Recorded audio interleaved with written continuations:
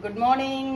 டே 4 diabetic diet. காலையிலே coffee சக்கரை எல்லாம் சாப்பிட்டாச்சு. பிரேக்ஃபாஸ்ட்டுக்கு வந்து முழு பாசிப்பருப்பு வந்து குழிப்பணியாரம் பண்ண போகிறேன். ஸோ இதில் வந்து முழு பாசிப்பருப்பு ஊற வச்சுட்டு இஞ்சி, பச்சை மிளகா, கொத்தமல்லி, உப்பு, பெருங்காயம் போட்டு அரைச்சிருக்கேன். இப்போ இதை குழிப்பணியாரம் அச்சில் ஊற்றிக்கலாம்.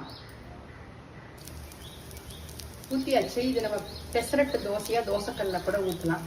நமக்கு நாமே ட்ரீட் கொடுத்துக்கணும் இல்லையா, சும்மா. அதனால குழிப்பணியாரத்தை மொறுன்னு நல்ல வாசனையாக அருமையாக இருக்குது. காலையில் காஃபி சாப்பிட்டு அப்படியே பிக் பாஸ்கெட்டில் ஆர்டர் போட்டதெல்லாம் வந்துருச்சு.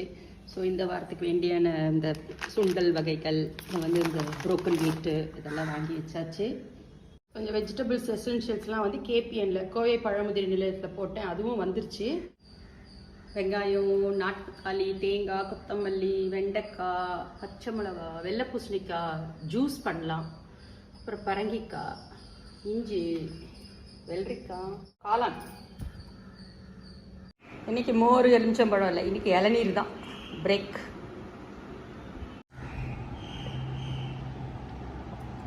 லஞ்சுக்கு வந்து கேழ்வரகு களி, புதினா துவையல், கோழி குழம்பு.